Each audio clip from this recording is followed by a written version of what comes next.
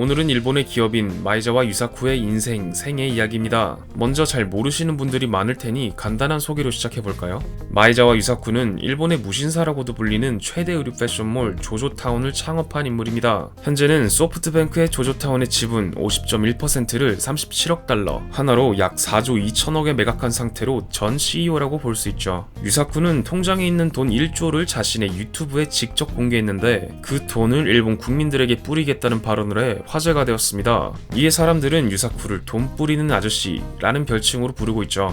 2020년 포브스가 선정한 일본 부자 순위 50위 중 22위를 기록하기도 했습니다. 그럼 본격적으로 시작해볼까요? 마이자와 유사쿠는 1975년 11월 22일에 일본 치바현에서 이남 중 장남으로 태어났습니다. 회계 업무를 담당하던 아버지와 가정주부였던 어머니 사이에서 부족함 없이 자라났죠. 이후 동부초등학교에 입학한 유사쿠는 4학년이 되었을 때부터 남다른 모습을 보여줬습니다. 할아버지의 집 근처에서 사슴풍뎅이를 잡아다가 학교 친구들에게 판매하며 용돈벌이를 했죠. 중학생이 되었을 때는 평범하게 교복을 차려입고 등교하는 게 마음에 들지 않는다며 교복 대신 사복을 입고 등교하기도 했습니다. 남들과 같은 것을 썩 좋아하지는 않았기 때문이죠. 더불어 경주와 같이 남들과 경쟁하는 것에 대해 큰 관심이 없었다고 밝힌 것을 보면 정해진 틀을 싫어하고 자신의 주장이 확고한 마이웨이 성향을 지닌 것 같네요. 어쨌든 중학교를 무난히 졸업한 유사쿠는 와세다 고등학교에 입학했습니다. 고등학생이 된 유사쿠는 어린 시절부터 어머니를 따라 콘서트에 자주 갔었던 탓인지 음악에 상당한 관심을 보였죠. 실제로 친구들과 유썩이라는 하드코어 펑크 밴드를 만들어 드러머로 활동했습니다. 1993년 첫 EP를 발표하기도 했죠. 이렇듯 유사쿠는 음악 활동에 푹 빠진 나머지 중퇴를 결심했지만 부모님과 선생님의 진심 어린 설득으로 학교 생활을 이어나갔습니다.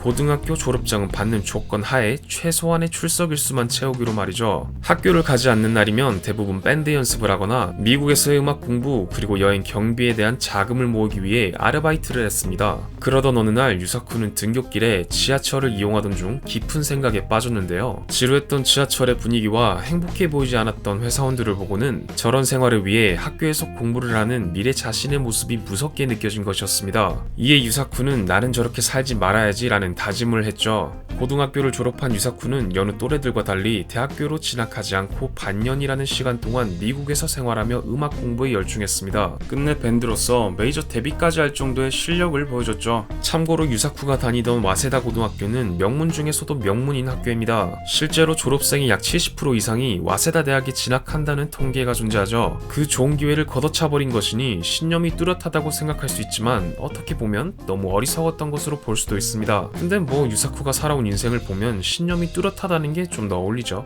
이후 1995년 미국에서 귀국한 유사쿠는 음반 사업을 시작했습니다. 처음에는 음악 활동과 회사 일을 병행했으나 일이 적성에 맞았던 것인지 2001년에 들어서면서 열심히 해왔던 음악을 그만두고 기업가로서의 비즈니스를 본격적으로 시작했죠. 당시 유사쿠의 회사 운영 방식은 타 회사와 조금 달랐습니다. 하루 6시간 근무 준수 이외에는 기본급과 보너스를 모두 동일하게 지급했죠. 지금의 구글과 같은 효율적인 회사 운영 방식을 주도했던 것입니다. 또한 회사 내에서의 경쟁에 관한 모든 것은 없애기도 했죠. 이러한 효율적인 회사 운영 방식 덕분에 유망한 인재들이 하나둘씩 모이기 시작했고 결과는 말 그대로 상승세를 탔습니다. 그러던 중 2012년 10월에 한 고객이 자신의 트위터에 조조타운의 배송료가 너무 비싸 사기 아니야? 라는 게시물을 올렸는데요. 이에 유사쿠는 사기? 무료로 배송이 온다고 생각하지 마라. 너네 집까지 피땀 흘리며 배달해주시는 배달원분들이 들고 와주신 거야. 너 같은 놈은 다신 주문하지 마. 라는 답변을 해 일본에서 큰 논란이 일어났었습니다. 점점 커져만 가는 논란에 유사쿠는 사죄의 내용을 자신의 트위터에 올렸고 다음 달인 11월부터 조조타운의 배송비를 모두 공짜로 해준다고 발표했죠.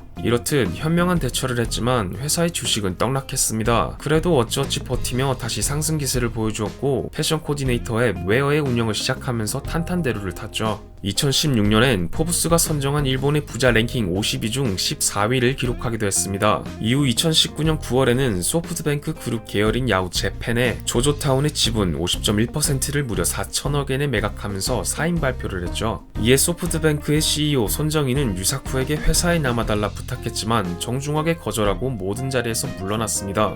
이때부터 유사쿠는 돈 나누기 프로젝트를 본격적으로 시작했고 자신의 트위터에 랜덤으로 100명에게 1000만 원을 세뱃돈으로 뿌린다 라는 글을 남긴 것이 첫 발자국이었죠. 실제로 총 10억을 자비로 기금하면서 엄청난 화제를 불러모았습니다. 심지어 리트윗이라는 트위터의 공유 기능 횟수 세계 신기록을 갱신했죠. 1년 후인 2020년 1월 1일에도 돈 나누기는 계속되었습니다. 이번엔 랜덤으로 1000명에게 1000만원을 세뱃돈으로 나눔한다며 작년에 10배가 넘는 금액인 100억을 국민에게 기부했죠. 이에 트위터 팔로워 3위인 개그맨 마츠모토와 2위인 BTS 재팬 오피셜을 제치고 1100만 명 팔로워를 달성하면서 당당하게 1위를 차지했습니다. 일본의 인구가 1억 6천명인 것을 감안하면 대략 10명 중 1명이 팔로우한 꼴이네요. 참고로 유사쿠가 뿌린 총 금액은 2천억 원이 넘어갑니다. 돈을 퍼주는 이유에 대해서는 기본소득제 실험을 해보고 싶었다고 하네요. 어렸을 때부터 달에 관심이 많았던 마에자와 유사쿠는 테슬라의 CEO이자 스페이스X를 이끄는 일론 머스크로부터 우주여행 티켓을 구매하기도 했습니다. 2021년 3월 3일에 민간인 최초로 달여행을 간다고 보도되었고 자신의 트위터에 달에 함께 갈 8명을 모집했죠. 모집 조건으로는 자신이 현재 하고 있는 활동이 우주와 관련 있는 사람 또는 사람과 사회에 도움이 되는 가능성을 지닌 사람, 마지막으로 그런 사람들을 서포트 가능한 사람이었습니다. 비용은 모두 자신이 지불해준다며 티켓은 이미 예매가 완료되었다고 말했죠. 비용은 비공개 상태로 진행했습니다. 너무 모집 조건이 추상적이다 보니 조건에 맞는 사람이 실제로 있을까라는 생각이 들지만 확실한 건 일반인이 가고 싶다고 갈 수 있는 건 아닌 것 같네요. 며칠 뒤 유사쿠는 음악가나 영화 작가와 같은 예술가를 전 세계에서 6, 8명 정도를 초대할 예정이라고 글을 수정했습니다. 최초의 민간인 달 여행을 앞둔 유사쿠는 이 프로젝트를 디어문이라 칭하며 스스로 기획했었죠. 여담으로 예술품을 수집하는 게 취미였던 마에자와 유사쿠는 2018년 당시 경매에서 미국 화가 바스키아의 그림 무제를 약 1247억 원에 사들일 정도로 예술에 대한 애정을 과시했는데요. 그 외에도 수많은 예술 작품에 관심을 보이며 미술을 꿈꾸는 젊은이를 위한 미술관을 직접 도쿄에 설립하기도 했습니다. 또한 일본 예능 프로에 출연해 레오나르도 디카프리오와의 친분을 과시했죠. 1살 차이가 나는 둘은 오늘 이거 사서 돈 없어 와 같이 개인적인 연락을 할 정도로 친하다고 합니다.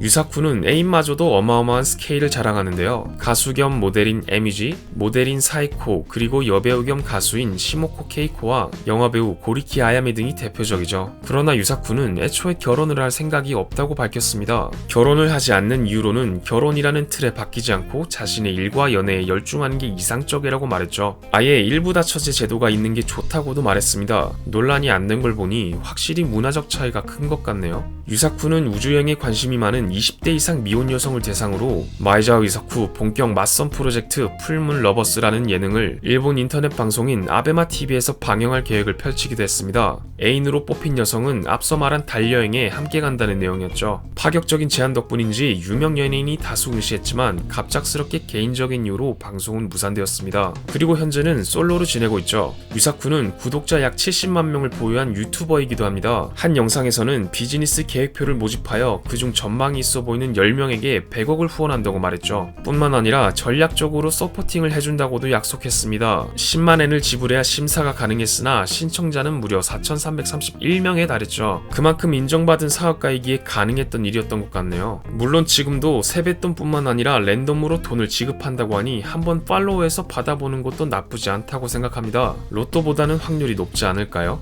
조조타운의 창업자이자 돈 뿌리는 아저씨 마에자와 유사쿠의 인생 이번 편은 여기까지입니다.